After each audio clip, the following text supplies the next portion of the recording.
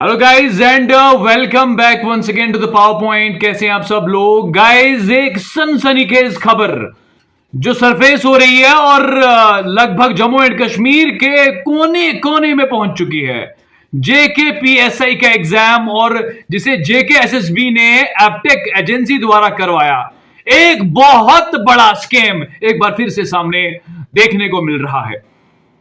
Guys scam की चर्चा होगी, इस पे बात जरूर होगी, लेकिन इससे पहले वो टिप्पणियां, वो सोर्सेज जो मैं आपको बताने की कोशिश करूंगा कि बहुत सारे जो एस्पायरेंट्स हैं वो जुड़े, एग्रीव्ड एस्पायरेंट्स जिन्हें कहा जाएगा, जो ये कहते हैं कि हमने सीबीटी माध्यम से जो एग्जाम दिया था, जो रेस्पॉन्सेज हमने भरे थे, उसका उल्टा जो कल को ऑफिशियल आंसर की आई थी, वैसे ऑफिशियल तो नहीं थी, वो तो दलाल वाली आंसर की थी, क्योंकि ऑफिशियल की तो पहले ही एक दिन पहले, 2 दिन पहले लीक हो गई थी।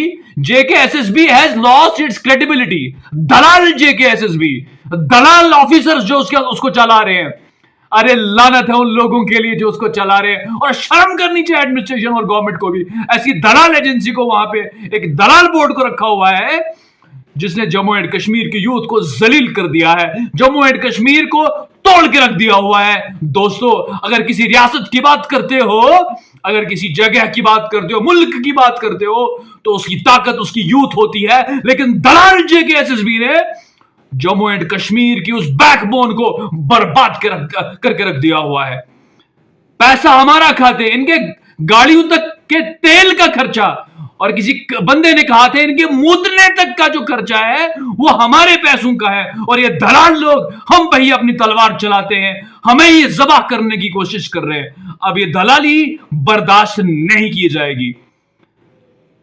बहुत सारे बच्चों के बहुत सारे इश्यूज हैं, और ये भी कह रहे हैं बच्चे कि वो बच्चे जो पिछले एग्जाम में बिल्कुल क्लियर कट फेल हो गए थे, 20-20 नंबर लेके, 30-30 नंबर लेके, इस बार वो 150 नंबर में से गाइस 145-48 नंबर ले रहे हैं। अभी नॉर्मलाइजेशन का चक्कर है ही नहीं कहीं पे। अबे दलाल बोर्ड, तुझसे आंसर की नहीं संभाली जाती है।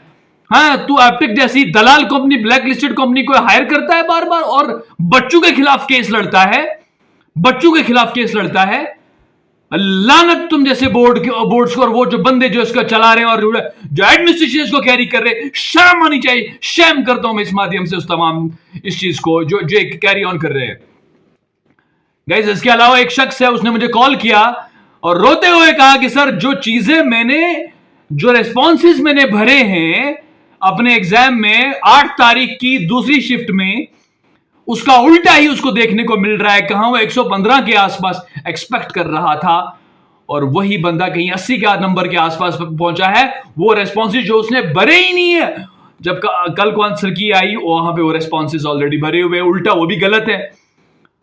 तो गाइस, क्या क्या चल रहा है यहां पे? क्या धांधली चल रही है? जेके एसएसबी ने अपनी क्रेडिबिलिटी को लॉस करा हुआ है। कुछ नहीं बचा है जेके एसएसबी के पास। दलाल कंपनियों को ला रहे हैं एग्जाम हायर करने के लिए, despite of strict guidelines from the honourable high court. ये दलाली नहीं चलेगी, ये मक्कारी नहीं चलेगी। आप लोगों ने क्या समझ कर रखा हुआ जेके एसएसबी? हम क्या ऐसे ही हैं यहां बैठे हुए लोग? मतलब हमारी रियासत, हमारा सब कुछ, हमारा टैक्स, और तुम दलाल सैलरी लेते हुए हराम खाते हो, तुम हमें जबह करने की कोशिश करोगे। ये चीजें अब बर्दाश्त नहीं होंगी। अब लोग बाहर आएंगे, बच्चे भी बाहर आएंगे, इनकलाब जरूर आएगा, तब्दीली जरूर आएगी। अब वक्त आ चुका है बच्चों, कानून के अंतर्गत कॉन्स्टिट्यूशनली बाहर निकलो, प्रोटेस्ट करो, अपनी आवाज को बुलंद करो और तब्दीली की मांग करो। तब्दीली की मांग नहीं करोगे तो तुम्हारे अंदर का जो डीएनए है ना, वो भी दलाल बन जाएगा, जो हर घर घर में आज दलाल डीएनए पाया जाता है, जिन्हें हिपोक्रेट्स भी कहा जाता है। आपके साथ आपके जैसे, दूसरों के साथ दूसरे जैसे, यार घर में, और तुम दलाल भी कहीं हम लोग भी वैसे ही न बन जाए, हिपोक्रेट्स।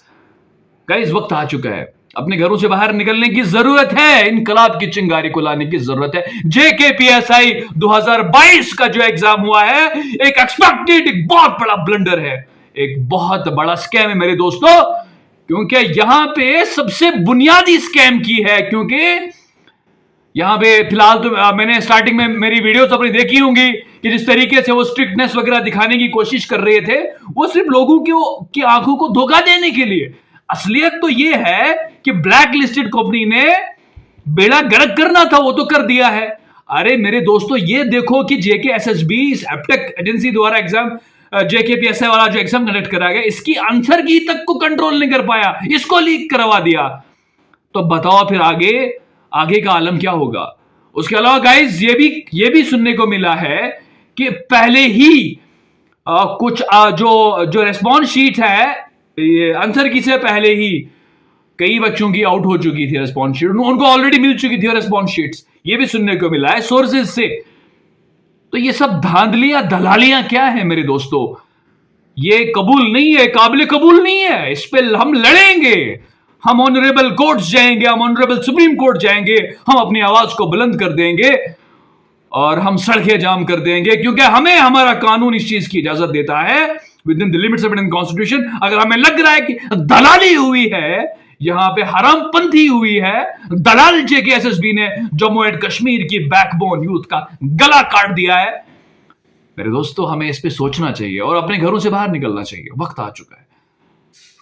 गाइस फिलहाल आज के लिए इतना ही, मिलेंगे आगे नई खबर के साथ, नए अपडेट के साथ। जुड़े रहिएगा, आपको प्रोटेस्ट की कॉल जरूर मिलेगी, हम जरूर आपके साथ रहेंगे मेरे दोस्तों। आपका ताउन की भी बहुत जरूरत है। तब तक के लिए जय हिंद, जय भारत।